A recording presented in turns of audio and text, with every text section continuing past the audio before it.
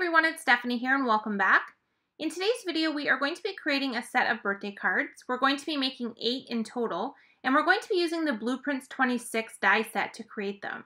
This die set's really great for birthday cards because it has a bunch of different elements that can work together or on their own. There is 2 word dies, happy and birthday. There is a balloon, a bow, and a birthday string. And there's also this really cool edge die that cuts out the bottom of a balloon. So for this card design, we're going to use this edge die and we're going to cut out a bunch of balloons to put on the tops of our card bases. For my balloons, I decided to use distress inks to add the color to them. So I have 8 different panels of cardstock here. They're all white cardstock. And I'm just taking my distress ink and an ink blending tool and I'm adding the color to each of these panels. Now if you want to speed this part up, you definitely don't have to do the inking on the panels. You can use different colors of cardstock or some pattern papers as well. I chose to go with the ink so that I could add some water once I had the panels completely done, and that's just going to give it a fun distress look. So you'll see that here in just a bit. So I'm just going through and quickly inking up all of these panels. I'm not going to show the inking of all of them, but you can kind of get the idea.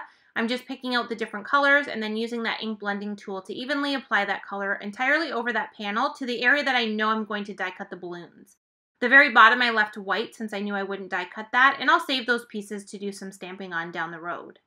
So now I have all of my pieces ready to go. You can see I have a nice rainbow selection of colors. And this die is fun because you can kind of position it any way you want onto this panel and create your balloons as big or small as you want. So what I did is I just took all of the panels with that edge die and I ran them all through my die cutting machine. I didn't really have a plan for how I was die cutting these. I wasn't really too worried if they were all the same size or shape. So I just ran them through my die cutting machine one at a time and added that edge die onto it and kind of created an assortment of different balloon sizes. So now that I have them all die cut, I've laid them out onto my work surface, and now I'm adding that water like I mentioned earlier. I just like to add the water to my hand and kind of use my fingers to flick it onto the surface, and then once I let it sit there for a few seconds, I just take a paper towel and dab it up, and you can see that fun distress look that we're left with on all of these different balloon pieces. So I let those dry, and then a couple of my balloons I decided to add a little bit of contrast color. They were a little bit lighter once I had them finished than I wanted. So for this one here, I had used the Twisted Citron for the main part of the balloon, and then I used some Mowed Lawn to kind of darken up the edge. And this one here I did with Squeeze Lemonade, and then added some mustard seed ink to the edge of that one to darken that one up a bit as well. The other ones I left completely as is, and now we're going to start to assemble them into cards. Whenever I'm doing a group of cards like this where I have a full card set, I like to do them assembly style, which just means that I'm doing each of the steps one at a time and doing it to all of the cards at once before moving on to the next step. So the first thing we did was created all of those balloons, and now we're adding them all to card bases one at a time. So all of these card bases are A2 size, so they're 4 1/4 by 5 1/2 inches, and they're all just plain white card bases. I'm using regular adhesive and adding the balloons directly to the top area of those card bases. And you can see they fit perfectly since we had already cut our panels to the right width before die cutting the balloon portion on the bottom. So now I have a collection of 8 cards and they all have these great balloons added to the top. So now I'm just going to finish up the cards by adding sentiments. So I have a bunch of birthday sentiment stamp sets, and I also have some string that we're going to add to the balloons as well. So I'm first starting off with my sentiment stamping, and I'm using my Mini Misty stamping tool to do this because I want to use the same sentiment stamp on more than one card. So what I'm doing is I'm picking out a sentiment that I like and I'm adding it to the card where I want to kind of position it. I'm using some black licorice dye ink to do the stamping, and then I'm going to switch out the card that I have in the Misty and stamp the sentiment again. I'm going to do this for each sentiment twice so I can kind of have a nice selection of different sentiments. And on this one here you can see I changed it up completely and actually put the sentiment onto the balloon.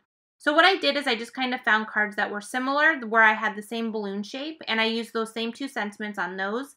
And then I just switched it out and stamped a new sentiment onto another card. So in total I have 4 different sentiments that I've stamped onto 2 cards each to complete our card set.